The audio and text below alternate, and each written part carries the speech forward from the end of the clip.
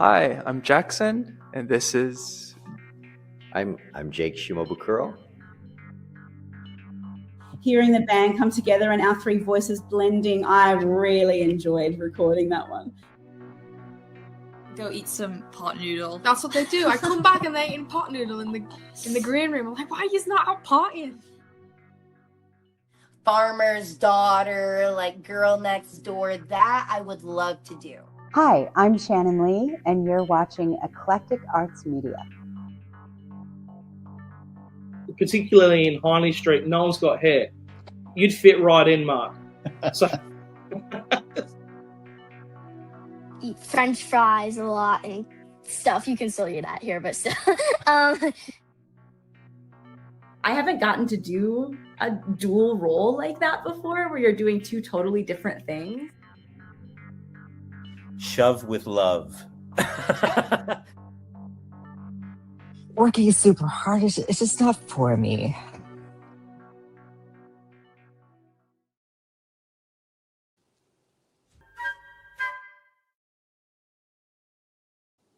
Well, good afternoon, good evening, good morning, wherever you are in the world. I'm Mark Sugiyama from Eclectic Arts Media, based here in Seattle, Washington.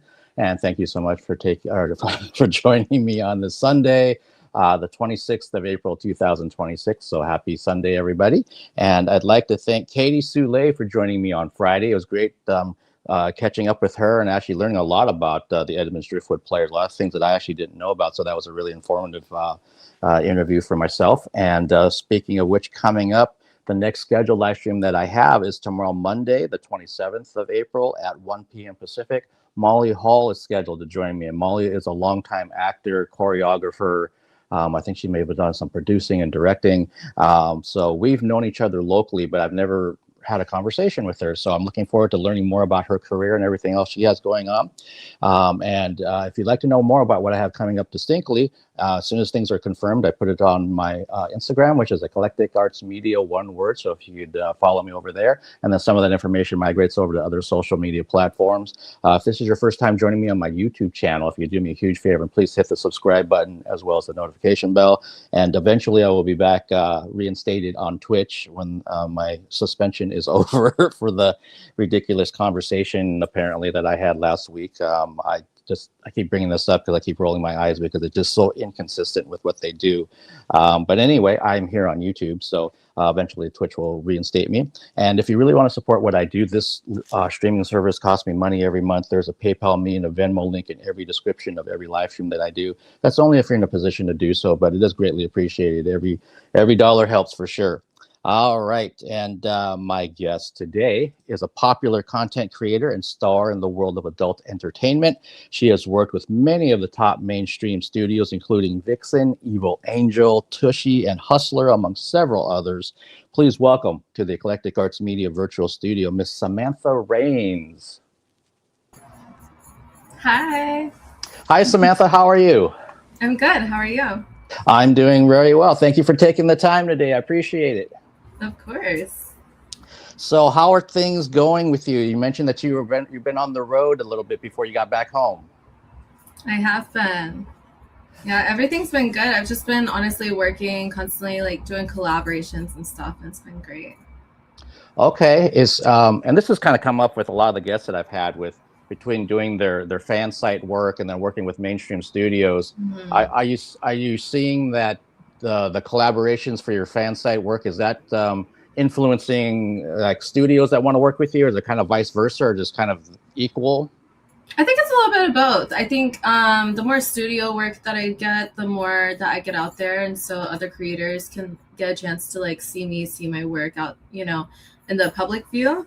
But then also depending on the different people that I collab with, depending on who they are, some of the studios might see, that I maybe collabed with that person, like, oh, okay, like she must be good then. Okay, and we'll kind of get into this as I mentioned to you before we went live that I'm kind of all over the place. Did you start with fan site work, or did you start with studios?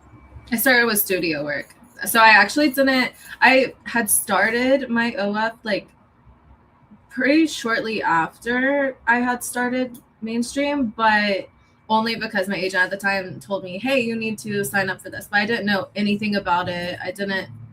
I barely even knew about like the industry at all at the time that I joined. And so like I only just started getting serious about my own personal sites like maybe 6 months ago. Oh wow, okay. So that's very different than some of the guests I've had on recently, where they're like, "Oh, I did fan site work, Mark, for 3 or 4 years. I kind of built it up, and then I made the jump over into mainstream video studio work." Okay, I'll definitely come back to your background then, based on that. But with the current scenes for your fan sites and with the video work, is there something that you're looking forward to doing that you haven't done yet? For my personal sites? Either or in general. Okay, in general, like I really want to do DP. I don't know. It just sounds like fun. I've kind of played around with it personally, and it is fun, but it's also a little. I don't know. It kind of is extreme. Like it's a little intense. But it sounds like fun. And then my personal sites, I kind of want to do more like gangbang stuff. Okay, all right. So kind of knowing that those are things you would like to do in the future, and this could change, but is there anything that you're like, I don't think I want to go there right now. That's not for me. I don't know. I gotta think about that. Like I'm not the type of person that would do anything extremely hardcore. Like that's kind of like my boundary. So anything that's like degrading, like some girls are kind of like all over the place and are open to like doing stuff. I'm more of like I like to just have fun. Okay, that makes sense. Yeah, there's definitely all this. I know you already, I'm sure, are aware of all these different subcategories and different parts of like some fetish stuff is okay, and some of it gets like way out there. Yeah.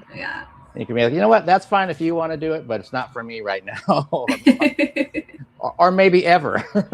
Yeah. That's kind of how I feel. Like at the end of the day, the industry for me is about me having fun, and showing everybody that like like everything is fun and being more open about it in the world. I feel like everybody kind of closes off this industry and like the adult world in general. And they think it's so scary to make it so public and everything, but we're all having fun in our own bedrooms, so why not just show off that you can really just have a good time with it? Yeah, absolutely. And also, I mean, for you as a performer, that if you're having fun, it's going to show on camera too. Yeah. It's not. Many years ago, I used to work as a photographer with models, so it's the same type of thing. Like I'd always tell them, if you're not comfortable with whatever the concept is, don't do it because it'll show in the pictures. Yeah, definitely. I mean, sometimes it's, oh no, I can do it. I'm like, no, we can wait on this. We'll come back to it maybe in 3 or 6 months and kind of see where you're at. Because it'll look like like passion shows. Like when you're really comfortable and you're really enjoying something, like you don't even have to think of it. It just comes naturally. And I think that that's the main thing that ends up showing on camera is like when it comes naturally, like you're not like people feel the tension when you're tense or when you're unsure about something. Yeah, absolutely. You're absolutely right. And that's going to make for a bad scene. It's going to, I mean, nobody wins when it's like that. Yeah. But if it's the opposite, like you said, when it's fun and people are just like, back of their hand kind of thing, and they're looking forward to what they're doing, it absolutely shows, and it just kind of becomes contagious. Yeah, definitely. So since we're kind of on that topic of all the scenes you've done for your fan sites and also for the video studios, has there been something you're like, this wasn't as fun as I thought it was going to be for whatever reason? In the past, I used to try out a lot more things. Like I've always been open-minded, open to trying new things, even if I don't think that I'm into it. I'm like, you know what? Why not try it once? And if I'm not into it, I'm never going to do it again. And like for me, it was like back then I was more open to it. Now I'm more sure of like what I like and what I don't like.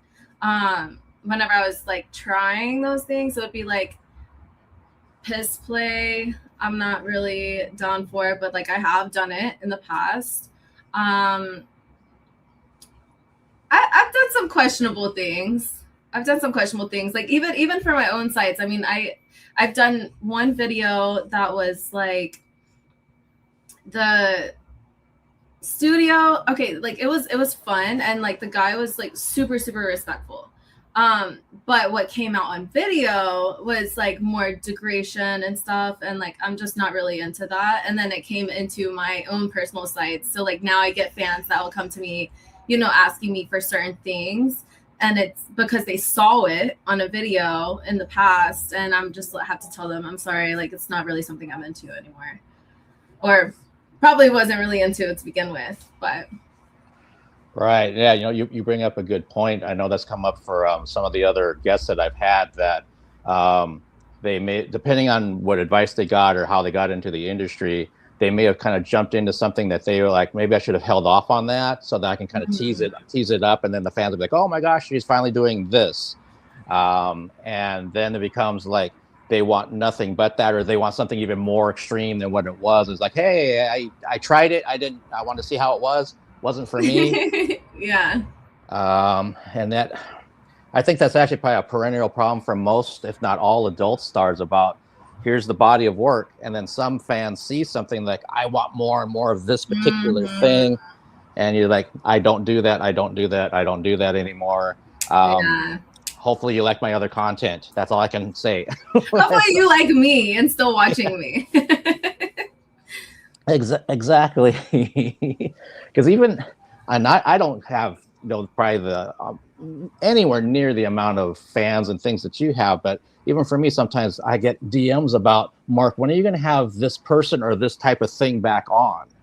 And I'm like, hey, you already know, if you've been watching my stuff, I'm all over the place. So yeah, I will get back to this or this. But right now I've got this, and I just kind of take it as it comes and went through my schedule. And sometimes they understand it, and sometimes they don't. Hey, fans know what they want. Yeah, so like, you know, if you're being respectful, that's fine. I can appreciate it. But if you keep like pushing on me about stuff, I'm like, hey, I already explained. I'm gonna get back to this whenever I can. I just can't do it right now, and hopefully you understand that. Yeah. And if you don't, then, you know, go find somebody else to watch. Yeah, definitely. Yeah, I feel like it's definitely been misconstrued a little bit, because like people see, okay, so like I was in the industry for 3 years. I took like a 2-year break for myself, and then I got back in, so everybody still remembers everything that I was doing before.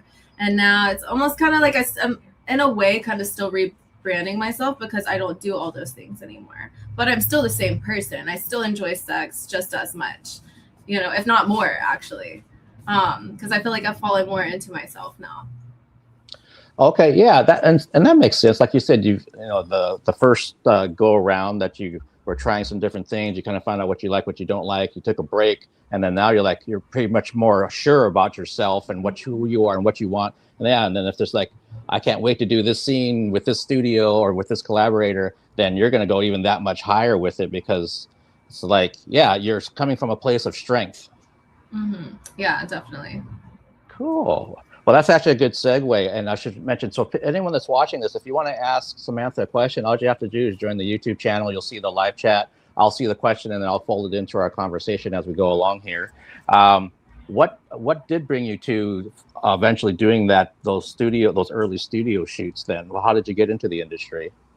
I got into the industry because I was like looking for a girl to have a threesome with me and my ex. And then that just turned into like an agent reaching out and asking me if I wanted to do porn. And then I ended up getting into the industry shortly after that. Okay, and was that like West Coast, over at the East Coast? Where I was living in North Carolina at that time. And then it was like a week later, I flew out to Vegas for my first shoots. Oh, wow. Yeah, it happened really, really fast. So having somebody reaching out to you through a dating app, did you feel pretty confident that this was going to be like a legit thing, or did you do like a ton of homework before you went out to Vegas? The agent at the time that I had me talk to another girl in the industry who he had in his agency, and me and her got onto, I think, a FaceTime call. And then I looked up her work and I was like, oh, okay, like it's actually legitimate. And then from then I was like, okay, I guess I could trust him. Okay, well that's a pretty smart move. I've actually had done the same thing if there's somebody that was new as a model that was kind of questioning my integrity. I'd say, here's 10 different models you can talk to and make up your own mind. References are always like a win. Yeah, because they'll typically shoot it to you straight. But like, I had a great time. I've done so many scenes with them. Or that's exactly what happened, Yeah, they can answer any kind of, nitty gritty detail questions you might have about something. So kind of put your mind at ease. Yeah, definitely. So with not just the first scene, but like the first few scenes, what was it pretty easy for you to do, or was it kind of hard to have people around and cameras and all that? Okay, so like I was kind of shy whenever I first started out, and they put me in a VR scene for my very first scene, which I don't know whose idea it was to do that, because VR is actually really hard to do. And like at the time as a shy person, it's like, okay, I gotta talk to this camera. I don't even have anybody to actually conversate with. So I gotta come up with this conversation in my head, like they're speaking back to me. And it ended up being like, it wasn't too hard because the director did a pretty good job of just having me repeat what he was saying. But it was very different for sure. Being in front of people though, I was honestly really surprised. I was very comfortable with like showing myself off and my skills off in like a room full of people. It was kind of cool. Oh, okay. It's I had another guest like maybe 3 years ago, and her first scene was also VR. And she was like, holy crap, I have to do all the work. The guy can't really move too much because he's got the camera on. And she said she was thinking to herself at the time, I don't know if I'm cut out for porn, if it's all going to be like this. I loved it. Honestly, I still enjoy doing VR, like to this day. I like it. Okay. I remember her term was something to the effect of she felt like she was in the sex Olympics. That's true. But then the very next scene she did was like a regular traditional scene. And she said, oh, okay, yeah, I can do this. There's no problem now. But if they're all going to be like this VR stuff, I can't do that every time. Right. And what was your so you started off with VR, so did kind of the same question then. With your next scene, was this like a regular scene, and was it much easier to do, or kind of the same type of thing? It was much easier. It was much easier because like I got to actually get fucked. So it was even more so what actually, okay, my first VR, I loved it, and I was like, okay, this is a lot of fun. But throughout that week, the more scenes that I did, the more I loved porn. Okay, all right. So that's kind of interesting. It'd be like it kind of sets your first scene was VR, that it kind of sets you up here. Then you kind of find, oh, these things are actually up here. So it's almost like it's going to maybe not scare you away, but just kind of, hey, is this really what you want to do? And then in reality, it's actually this stuff. It's actually easier or more fun or what have you. Yeah. Okay.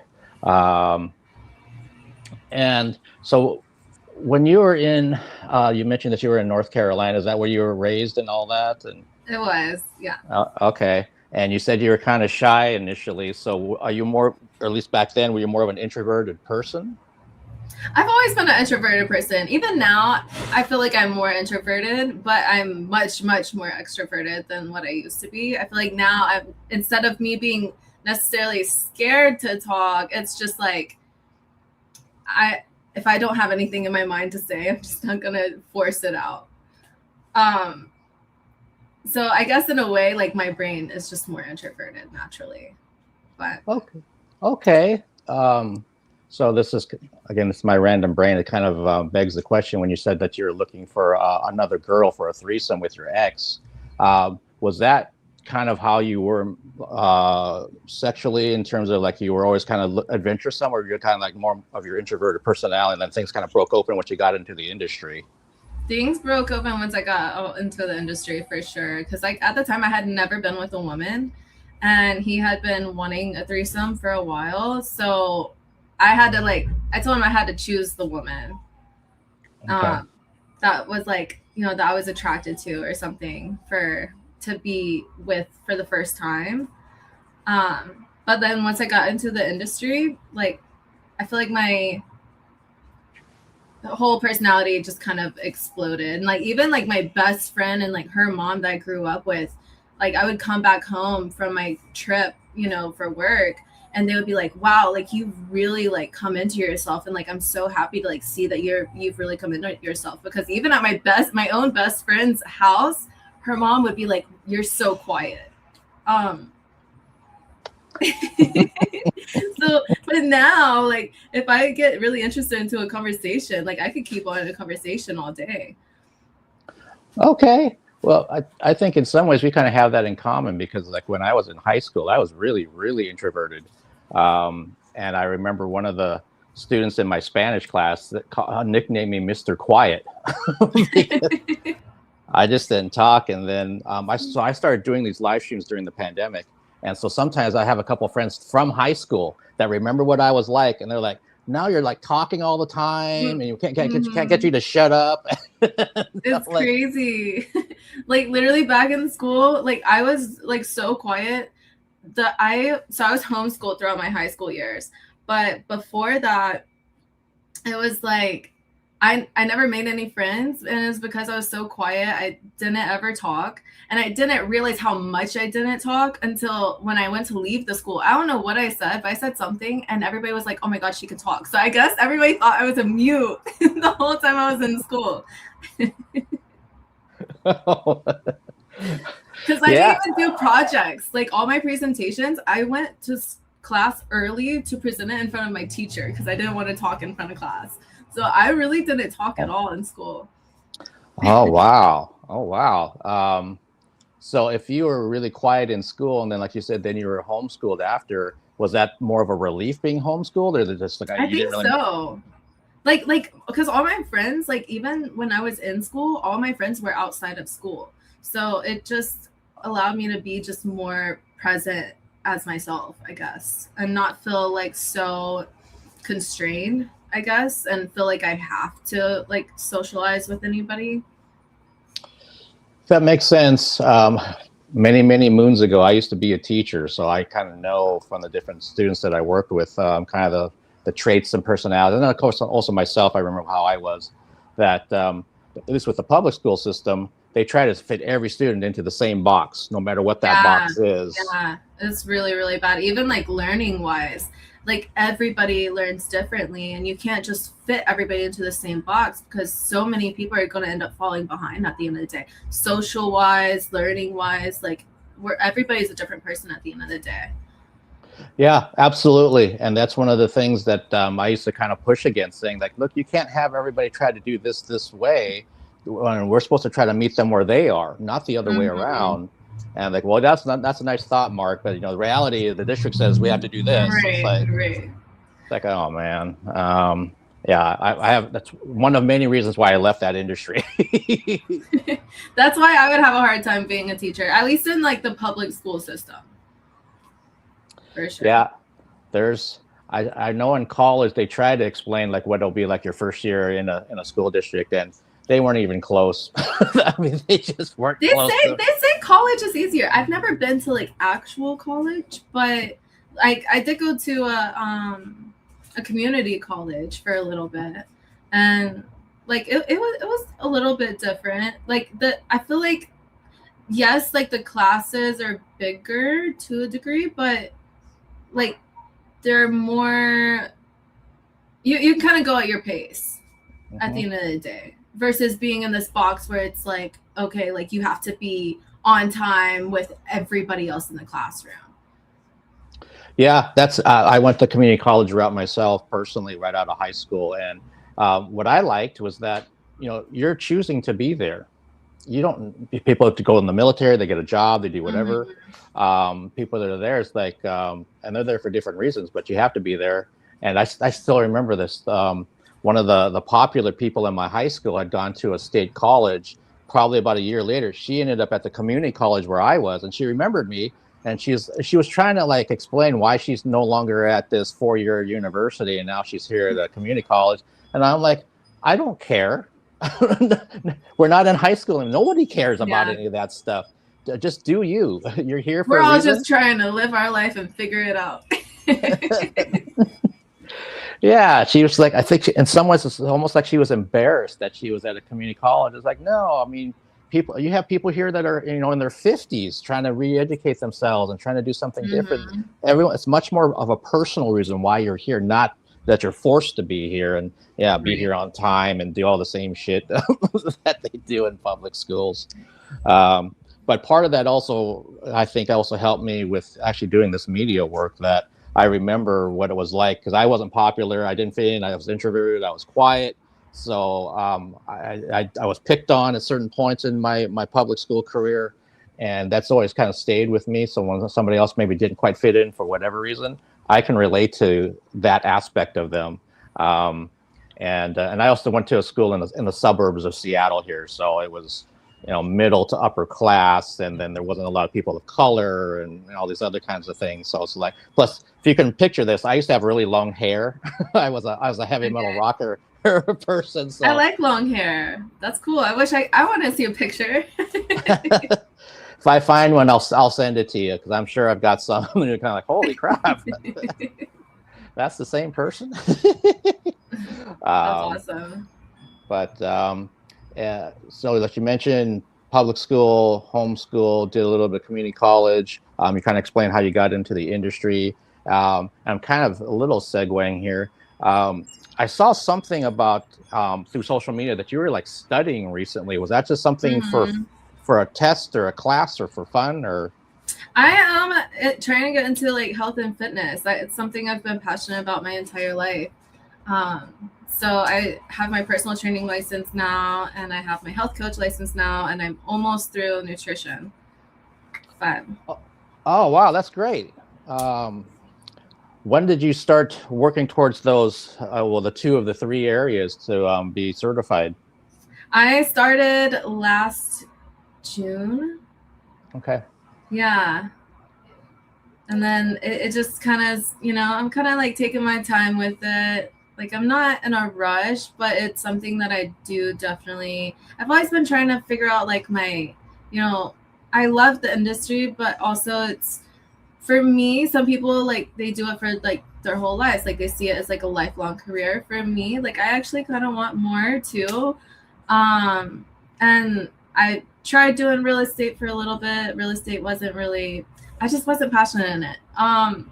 So I kind of got out of studying that, and like now I've been passionate throughout this whole time. Even prior to the industry, I went to community college to be a nurse, and I got some certifications all through that. And then I was just like, as soon as I was like getting into my clinicals and stuff, it just wasn't really for me. But now I'm like, well, I've always been into health and fitness. I love talking about it. I love talking to people about like, it's helped me and a lot of people that I love's life, like as just doing things organically and naturally to help with a lot of different like health problems and like my mental health and everything else. And so like I actually want to help other people with that now. Well, that's great, and I love the fact that just as a person, you've been trying other avenues and kind of seeing what works for you. Like you said, am I passionate about this? Okay, let's try some nursing. And it started off pretty good, and it's like, well, you know what? I don't know if I really want to actually do this.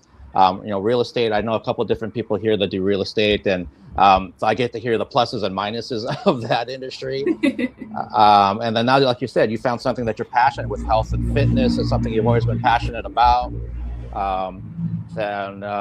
Do you have any idea, like once you get the 3rd certification, like if it's when you actually leave the industry, whenever that happens to be, what you want to do in that field? I have some ideas. Like I definitely want to like have my own business in it. I love working for myself, and I love just being an entrepreneur. I feel like once you start being self-employed, you never want to be employed again by somebody else. So because the freedom that you get from it, you can go as far as you want in it. You're not set to like this baseline and like you have to be there for so long. Like, no, you could just literally keep building as much as you want and go as far as you want with it. So I definitely want to build my own business in it of some sorts. Okay, yeah, and you're absolutely right. I know a few different people that had worked, various jobs over the years, and when they finally said, "I've had enough of working for other people," and they did their own career, they're like, "I'm going to put 200% into this because I'm going to get that back directly, and not the person above me or the team over here." And there's like, I can't picture myself going back to that world, Mark, ever. Yeah, that's exactly how I feel. That's great. So again, it's like you already have some things that are, again, whenever they happen to be the right time to change or to move or what have you from the industry, that they're there. And nothing wrong with those folks that want to, stick it out and have stuck it out for, years and years and years. No, I think that's amazing. I think that at the end of the day, if you're doing something that you're really happy about and you're okay with wherever that lifestyle leads you, like, then you should absolutely do it. Like I grew up like with being told like, don't ever do something that you're unhappy doing. And I've stuck by that, like I'm not going to stick around doing something if like I'm really unhappy. If I'm unhappy, then I'm going to completely change. Because at the end of the day, like your life is completely in your own hands. Like whether it's like your reactions to, whatever things that are not in control, or the majority of what happens is in your control. And, you got to take control of that. And I love that. Yeah, that's really well said. I'm a good example of somebody that there's definitely been different periods of my life where I should have been listening to that kind of advice, because I was definitely not happy with what I was doing or where I was in life. And I mean, even this media stuff, I started this in 2011, so I wasn't 22 or I wasn't even 32 when I started. Yeah. But it's something clearly that I'm passionate about. It's what I love doing. And it's just like, I look back to what I was like before this and I'm like, what did I used to do? Like when I wasn't working my job, and it's like, well, I'd go to concerts sometimes and, hang out with some friends or whatever. But it was like, but that doesn't take all those hours. What else was I doing? And that's why I kind of say the same thing to people. Like, even like I'm a concert photographer, so every concert photographer here in this area that I know, they all have a day job. I mean, you can't make a living from it, at least in Seattle, you can't. But there's still, that's the balance. One of the people that I used to work with said the 9 to 5 pays for the 5 to 9. And I'm like, yeah, for some people that's the reality. I'm one of those people, you have a day job, but then you have this other thing that you're really, really passionate about. If you can turn the passion into like what you're doing into your actual career, then you win. Yeah, definitely. Man, so with the certifications and things that you're looking to do, and so are you like a workout fiend? Are you someone that's constantly, doing exercises and things of that nature? Yeah, so for me, like if I'm not working in the adult world or doing something, adult related, then like I'm at the gym or I'm hiking or I'm doing hot yoga or I'm out by the pool or I'm trying something new. I love trying new things. I've been learning how to skate recently. Yeah, it's always something active or like outdoors generally. Okay, how's the skating going? It's actually going pretty good. I'm really impressed because I tried skating, I think 2 or 3 years ago. I tried skating and it was like at an indoor place and I was so crap. Like I was using the helper thingies that you hang on to, and I was still falling on my ass the whole time. And then back in December, I ice skated for the first time on my own, and I did that twice. And the first time, like I went around like 7 times and like I was on the wall the whole time. But then I got the hang of it and I got the balance. So then when I went skating this time, I'm figuring it out. Like I have not fallen yet. Though that could mean 2 things. Either I'm not pushing myself enough or I'm good.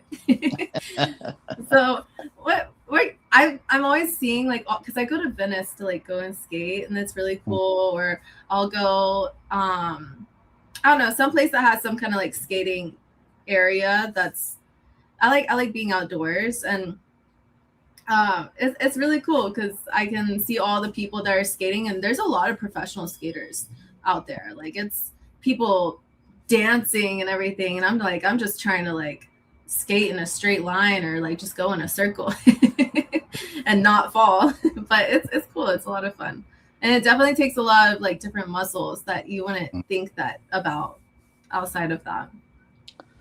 Well, that's like you said earlier. I mean, it's great that that you're having fun with it. Also, that you're seeing that you're getting better. You know, that there's improvement. That's always kind of a telltale sign that depending on how much time you spend on any new task of like, okay, you know, I've tried this for 6 months and I don't seem to be getting any better at it. Maybe I need to kind of take a break from this and go to something else. But when you're seeing like those, you know, those tiny wins or even big wins, you know, when it comes to like, hey, I'm no longer in the line, or I don't have to have the safety things on, or I can kind of swerve, or I can kind of start doing some of the dance moves that I see other people doing. I'm getting somewhere. That's always good. I think about these interviews when I used to do them. I'm like, man, I look back at some of the early ones. I'm like, God, those are so terrible. but at least, you know, everyone starts somewhere, and it's like, at least I'm not still like that, because then it'd be like, yeah, you shouldn't do this anymore, Mark. You should go somewhere else. If it looked like what I did in 2020, good grief. But I used to do this. So when I was a teacher, I had a guitar club after school on Thursdays because I'm a guitar player. And I used to, one of my things was I would put in some music, let the students listen to it, and basically I knew they were going to make fun of it because that guitarist was really bad. And what I don't tell them until we're done, I was like, so who do you think that is? And they'll throw out all kinds of guesses. That tape was actually of me when I was learning how to play, to show them that everyone starts somewhere. I was not the guitarist that I am now. I said I was like this. I couldn't fret a chord. I couldn't play anything. I sounded like crap. So if you're frustrated, hey, I was frustrated too. I was exactly right there. But if you keep at it and keep working at it, eventually you start turning this corner where it gets to like almost like a drug, if it's any kind of thing new, where you can't let it go. You want to do it more and more and more and more and more, because you're getting better and better, and it just starts getting really good to you. But yeah, some of those students, I still remember the reactions when they found out it was me. They're kind of feeling bad because of the stuff they had just said. that guitarist really sucks, or he's terrible. I bet he's not doing anything now. I was like, well, you're talking to him. Oh, really? Oh, I'm sorry, Mr. Nobody starts out a professional. Nobody at anything. Everything takes practice. Absolutely. And even like what we were talking about here, it's like, as you kind of get your feet wet and you start to understand things with the industry and what you do and do not want, and how you are as a person, and you start growing and getting more confident in what you do, it all just kind of comes out of you. I'm a big energy person, and picking up on people's energy. So they can tell me all the wonderful things that they're doing, but if I feel this kind of toxic vibe to them, it's like, okay, you're just giving me a bunch of lip service. You're really kind of having some issues, whatever those issues are. But when other people, man, it just kind of, you just want to be around them. You just kind of feel it. And I have a feeling you're kind of somebody similar, especially when you start getting into all these things that you have such a passion for. Yeah, definitely. Cool. Now, are you also a music person? I like music. So I grew up always wanting to be a singer, and then I quit singing for like 7 years. Like nobody heard anything from me. But like I also tried learning guitar when I was younger, and I played like a couple songs, and then I also quit that. And then I found myself like over the last maybe year kind of like getting back into music finally, which has been really nice. Okay, so that's when you mentioned that you were singing for quite a few years and then you stopped. Was that like an outlet because you were so introverted, or just something you just happened to fall into? I think it was a huge outlet. Like I was singing from the time that I was 4, and then like as I grew up, like I was just literally, it became like a huge passion of mine. And like I would, some of my family would call me and they would be like, oh, like, what are you doing? Singing? And like I would just be in my room. Like that's all that I did. Like that was my passion for so long. And then my ex kind of got me out of singing. And then after that, like I didn't like I didn't sing or really play music or anything for a long time. And it took me a long time to recover from that. And now I'm like not even like the passion for me is just not there anymore, like how it used to be, like it is for, you know, health and fitness for me now. But it's something that I still enjoy in my own time now. Okay, yeah, that's kind of where I'm at. I mean, things change, and I used to play music around town in a little duo, and I still like it, but I don't have this burning desire to go grab my guitar and try to sing some tune or whatever. It's like, you know, I'll noodle around. It's a nice day out here in Seattle, but I don't really need to play my guitar right now. Yeah. And too, like my shyness starts coming out too, like when it comes to like singing or anything. Like now I'm like at least before I was practicing like every single day nonstop. Now it's like, okay, I might sing in my shower or in the car. And that's pretty much it. Well, I was never a singer, didn't consider myself a singer. And then in that duo that I mentioned, I was singing lead every now and then. And I don't know, I guess I called it singing. I don't know if it actually was singing. But it was incredibly nerve-wracking to try to open up and be that connected emotionally to your audience and what you're singing and talking about. And put a guitar on me in front of people, no problem. Put a microphone in front of my face, I'm like, oh, wait a minute. Yeah, like, that's a lot. Yeah, thank goodness I had a really strong lead singer. So I'm like, I'll play guitar, you sing, I'll try to do backgrounds when I can. And then it's like some of these songs, she wanted to do the background, so I'm like, oh crap, I'm gonna have to sing lead. But it was fun at the time, and that was like 10 years ago. And we've actually been kicking it around, and this is completely organically. We might be doing that duo again this year. We'll kind of see what happens. Like I mentioned, I'm in a different stage of life, and it's not really a passion, but it would be fun to get. I love my singer. It'd be fun to kind of get back together, just to do some stuff for shits and giggles or whatever. And then see, do we want to actually do this in front of people now, or what do we want to do? I'm sure you still have it in you. I think if she came in here and we started like jamming on some of the stuff we used to cover, it would probably all come back pretty quick. And I'm like, yeah, this is why we used to do this, and we used to have fun doing this, and let's go play at a brewery or go play at a farmer's market or whatever. And I'm like, I'll probably be like, yeah, let's do it. And then I'll be like, wait a minute, what did I just agree to? What did I just agree to? Yeah. Yeah, some of and I'm sure they would be really kind, but a lot of the people that I know now they're trained singers in theater, musical theater, opera people. I've had several of them on here that I've interviewed. And they live here locally. So I'm like, they've heard about this duo. It's like, Mark, if you ever do your duo, let me know. I'll definitely be there. I want to hear you sing. And now you're like, oh no, like not a professional hearing me. Exactly. Standards. Like I want everybody, like if I'm going to sing in front of people, I'd rather it be everybody that doesn't know how to sing at all. Because then I'm like, okay, I'm good to them at least. That is exactly how I feel. There's a wonderful gal that was on maybe like a month ago, and I saw her. She was in a musical here locally. Fantastic singer. Yes. Oh my goodness.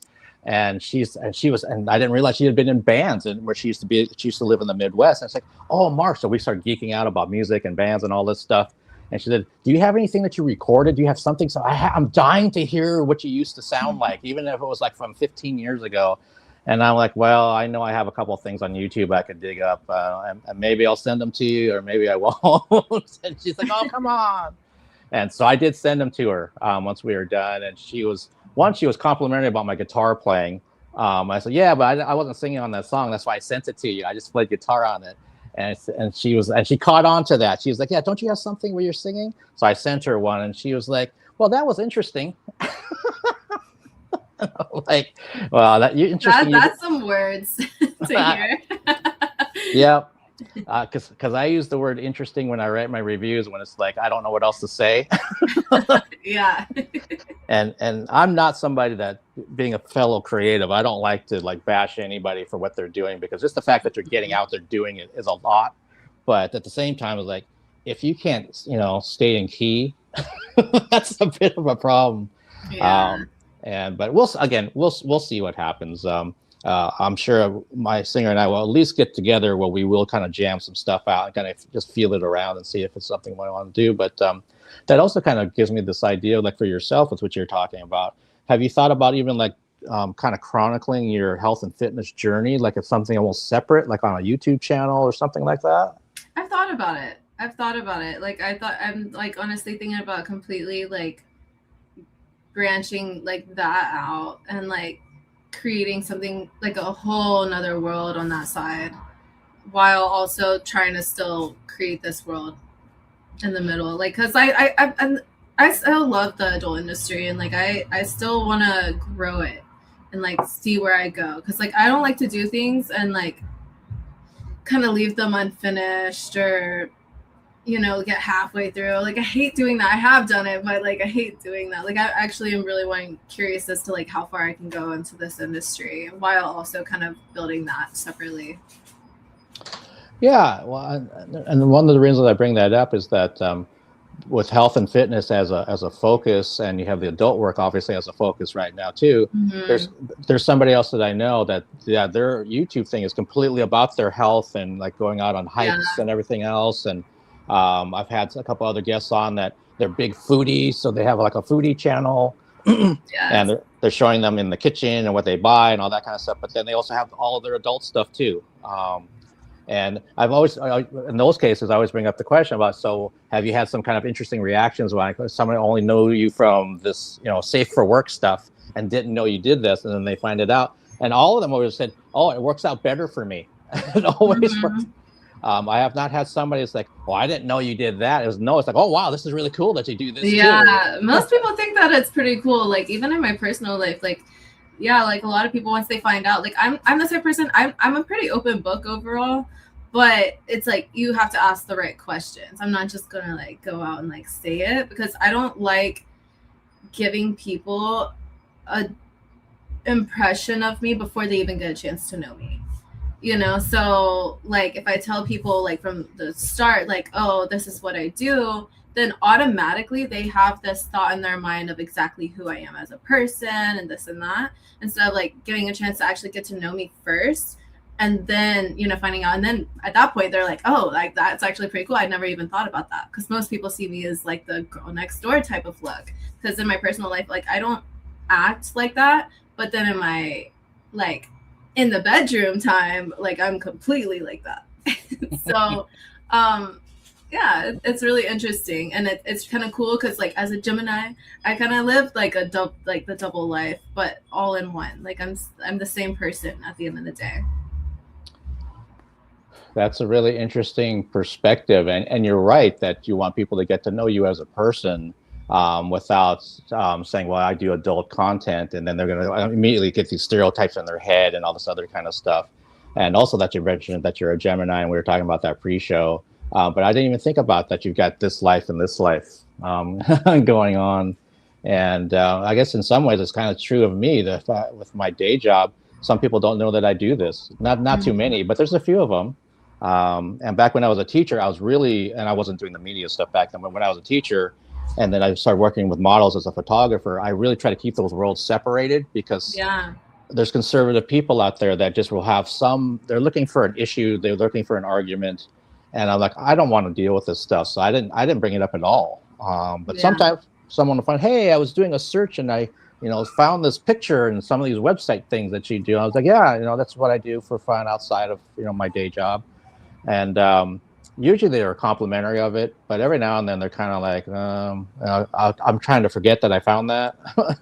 Like, it's what it is. And nowadays, especially with social media, I mean, you'd have to have like 10 companies try to scrub the internet of everything that you've ever done. Yeah, for sure. It amazes me how many people like think that they could just completely like wipe everything once it's on the internet. I'm like, man, somebody's got it saved somewhere. Like you're it's kind of sad to me how like people don't really understand that. Like they're like, oh, well, I'm gonna get big, and then once I have the money, like I'll just get it wiped clean. But like at the end of the day, the internet, what's on the internet stays on the internet forever. And like if you're not okay with that, then you should probably be second guessing like what you're doing. Absolutely. I mean, you couldn't be more on the dot with that mindset. That even for myself, I'll sit there and I can Google my name. I can Google Eclectic Arts Media, and shit shows up in places I didn't even know what it was. So I'm like, what is this? I still have pictures from like I don't even remember posting like 6 years ago that like pop up out of nowhere on like a fake profile of mine and everything. I'm like, man, you're using really old pictures of me. Yeah, and exactly what you said. Someone somewhere saved something that they saw. Oh, I like this photo. I like this video. I like whatever. And then it's sitting on their phone or on their laptop, and then they decide just to make a fake profile, or just for shits and giggles, they put it into some forum somewhere, and then all these other people start, like you said, really good rule of thumb. You have to be completely okay with whatever you're doing, that people are going to see it. You're not going to be able to hide it down the road, or no matter what it is. I mean, it doesn't have to be adult work. It could be just that you're no longer doing, I don't know, you don't want to be known as a gardener anymore or something. Yeah. And it's like, well, no, someone's going to see you with your little hoe and your little whatever stuff you were doing in the garden. And it's also interesting too with the internet that you find like for the longest time there wasn't somebody with my name. I could do it and like everything would be me. But then I found out there's actually someone with the exact same spelling of my name here locally, and I'm like, that's crazy. I mean, he's maybe like 50. Yeah, he's like 15 years younger than me, and he's very athletic, which I'm not, and all these other opposites. But I'm like, well, no wonder sometimes I'll get these messages. I've even gotten phone calls sometimes back in the day on my landline, and they're looking for Mark Sugiyama, but then they're talking about going to the University of Washington and doing like baseball or something. I'm like, what? I didn't go there, and I'm not playing baseball with anybody. And then I said, okay. And then there's other ones around the U.S. now with the same thing. So that's why I have to start putting my middle initial, so people kind of know, hey, I'm the arts guy. I'm not this other dude. And like with Samantha Reigns, I don't think that's going to be too common, especially with Reigns. I think that's pretty cool, actually, with your name. Just out of pure curiosity, where did you come up with your name?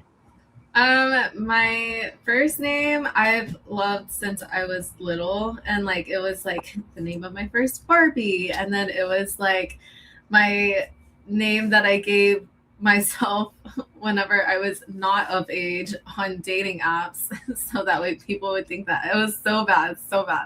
And then it turned into like, well, I've already been using this name for so long, like why not just stick to Samantha? And then my last name, I had to kind of find a name that fit my first name, and it just sounded cool with it. And then I was like, I always like things that are unique, so I was like, I don't want it to be like boring. So then I was like, okay, royalty, like that would be cool. Yeah, no, that was good thinking, because there's other guests that the last name is a little too common.